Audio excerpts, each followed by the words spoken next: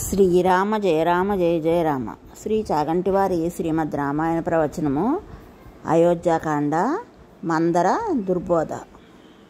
కైకేయి ఇచ్చిన బహుమానాన్ని మందర విసిరివేసింది. అయ్యయ్యో మూర్ఖురాలా, నేను చెప్పిన విషయం నీకు అర్థం అవడం లేదు, అందుకని నువ్వు పాముని కౌగిలించుకుని పడుకోవడానికి సిద్ధపడుతున్నావు. దశరథ మహారాజు నీకు అన్నీ ప్రీతికరములైన పనులు చేస్తాడనుకుంటున్నావు.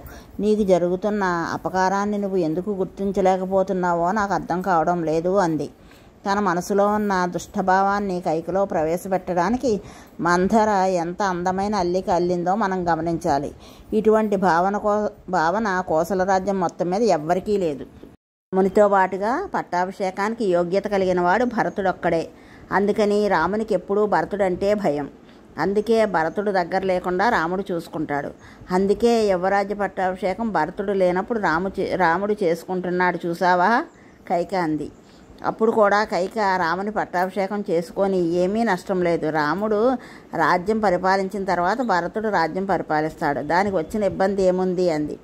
అప్పుడు మందర, ఓసి పిచ్చిదానా, నీకు అర్థం కావడం లేదు. రాజుల తంత్రాంగం వేరుగా ఉంటుంది. ఒకసారి దశరథ మహారాజు రామునికి యవరాజ్య పట్టాభిషేకం చేశాక ఇక జన్మలో భరతుడు రాజు అవడు.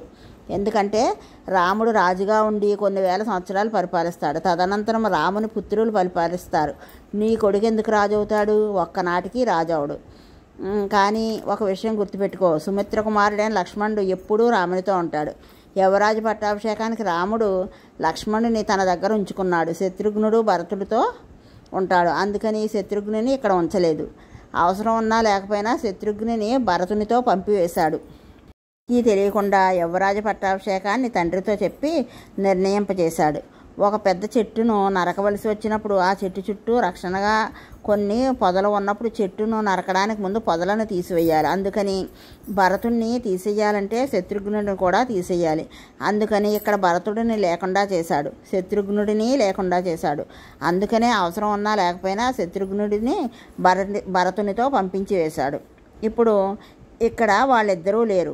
ఎవరికీ తెలియకుండా అకస్మాత్తుగా తండ్రికి చెప్పి యవరాజు పట్టాభిషేకాన్ని నిర్ణయింపచేశాడు. ఈ విషయంలో రాముడు చాలా తెలివైనవాడు. ప్రజలందరి మద్దతు కూడగొట్టుకున్నాడు. సకల గుణాభిరాముడని పేరు ఉన్నాడు. రాముడు రాజు కావాలని ప్రజలందరి చేత ముద్ర వేయించుకున్నాడు.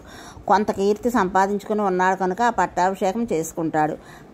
పట్టాభిషేకం చేసుకున్నాక లక్ష్మణుడు ఎప్పుడూ తనతో ఉంటాడు కాబట్టి లక్ష్మణుడి విషయంలో తేడాగా ప్రవర్తించడు. ఒక వరలో 2 కత్తులు ఇమ్మడవు.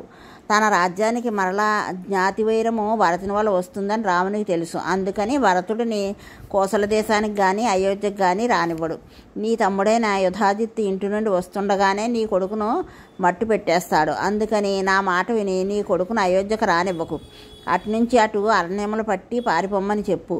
నువ్వు చేసిన పొరపాటు వల్ల భరతునికి ఆపద ఏర్పడే అవకాశం ఉంది.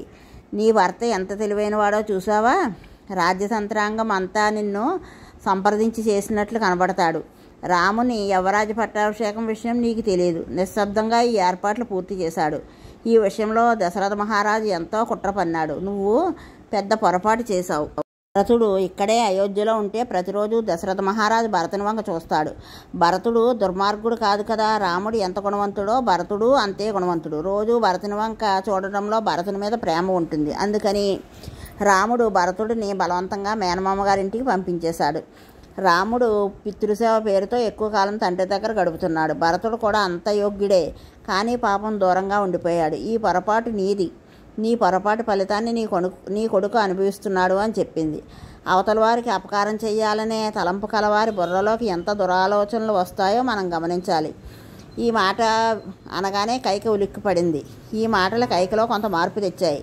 రాముని ఔన్నత్యానికి కైక బెంగ పెట్టుకోలేదు. తన కొడుకుకు జరగబోయే భంగపాటుకు బెంగ పెట్టుకుంది. ఇంకా మందర, రాముడు సహజంగా సద్గుణములు కలిగిన వాడు కనుక యవరాజు పట్టాభిషేకం జరగగానే ప్రజలందరికీ మద్దతు ద్విగుణీకృతం అయిపోతుంది. రాజ్యంలో బాగా వేళ్ళు ఉంచుకుంటాడు. ఇంకా తనకు శత్రువర్గం అన్నది లేకుండా చేసేసుకుంటాడు.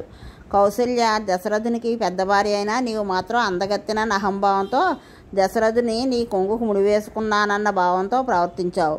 ఇప్పుడు నీకు పాఠం కౌసల్య చెప్పడం మొదలు పెడుతుంది. కౌసల్య రామచంద్రమూర్తి తల్లి, అందుచేత ఆమె రాజమాత అవుతుంది. నువ్వు అడవులు పట్టి పారిపోయిన కొడుకుకు తల్లివి.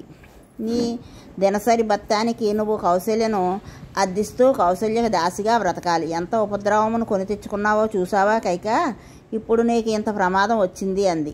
మందర చెప్పిన మాటలు వినేసరికి ఇప్పటి వరకు లేనటువంటి దుర్బుద్ధి కైకలో ప్రవేశించింది.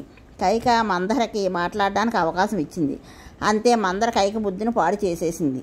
ఎవ్వరూ తీయలేని అనుమానం కైకలో పెరిగిపోయింది. అయితే ఇప్పుడు ఈ ఉపద్రవం తప్పిపోయి నా కొడుకు రక్షింపబడాలి అంటే నేనేమి చెయ్యాలి అని అడిగింది. అప్పుడు మందర ఏ రాముడు గుణముల చేత పితృవాక్య పరిపాలన చేత తండ్రిని సేవించడం చేత రాజ్యాన్ని పొందుతున్నాడో ఆ రాముని 14 సంవత్సరాలు జటలు కట్టుకొని కృష్ణాజనం కట్టుకొని పాదుకలు లేకుండా దండకారణ్యానికి వెళ్ళిపోమని పంపించి వేయాలి. నీ కొడుకుకి అదే ముహూర్తానికి పట్టాభిషేకం చేసేయాలి. 14 ఏళ్ళు రాముడు దండకారణ్యానికి వెళ్ళిపోతాడు. అప్పుడు నీ కొడుకు సింహాసనం మీద కూర్చుని ప్రజలందరిలోనూ మంచి మద్దతు తెచ్చుకుంటాడు. నీ కొడుకు వేళ్ళు బాగా పాతుకుంటాడు.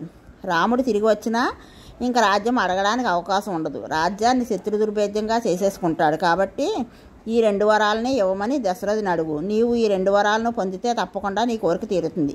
మళ్ళీ నీవు నీ కొడుకు రక్షింపబడతారు అని సలహా ఇస్తుంది.